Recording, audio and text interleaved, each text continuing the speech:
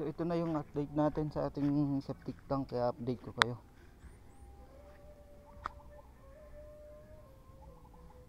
Papakita ko sa inyo yung epekto after ilang years. So nagawa to 2022. Ito 2022. So pakita ko sa inyo kasi napuno na to. So nabasag na nga to dahil sa katagalan. Ay hindi, nasira kasi na tamaan ng grass cutter. Ito yung original, gaya nyan. So nung nabasag, nakita namin na puno na pala yung tubig.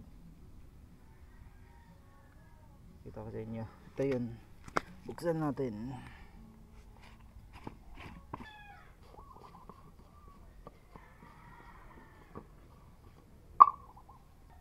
So yan na, oh.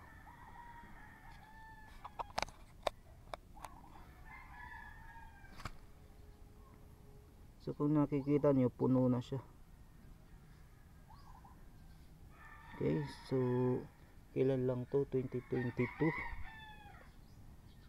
Puno na siya. Pero ang kinagandahan niyan, kung naalala nyo, may ano tayo dito, may waste pipe yung palabas dito. Yan, galing dito papunta dun, di ba may waste pipe yan.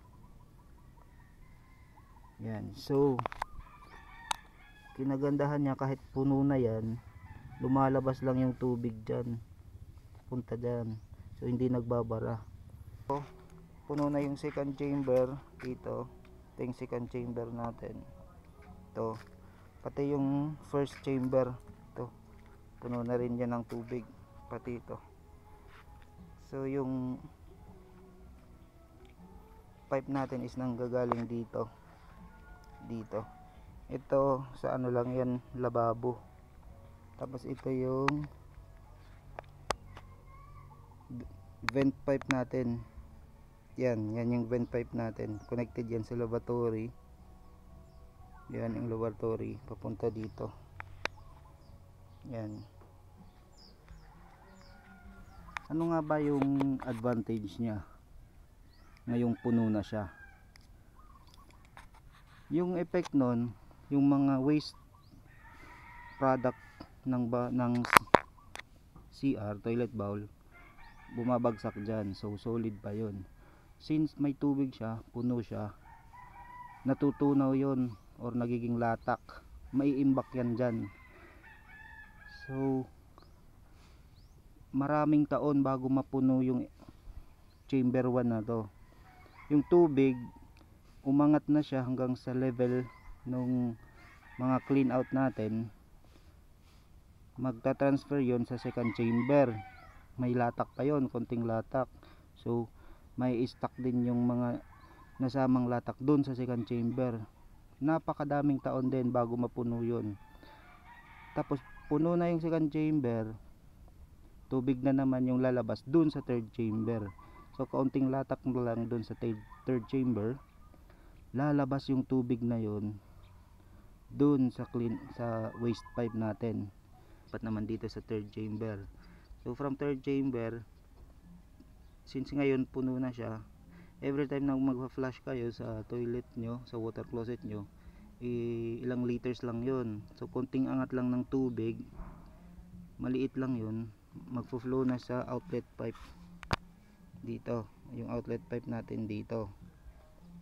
Okay, I literally can't see anything. The viewer experience is zero right now. I'm gonna throw this ender pearl out of the sky. Okay, is it gonna teleport me?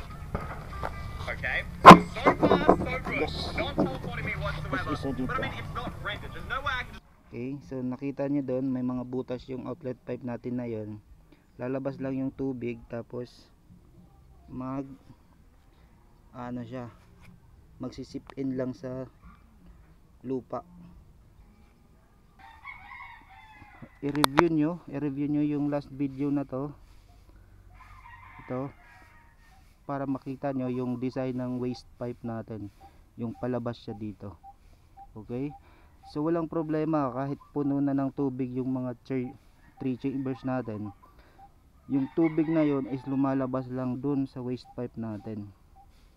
Okay, so ilang liters lang yon. Pag nagfa-flush tayo, kaunting angat lang yon, lalabas agad yun dun sa waste pipe natin. Okay, so sana makatulong to yung update na to.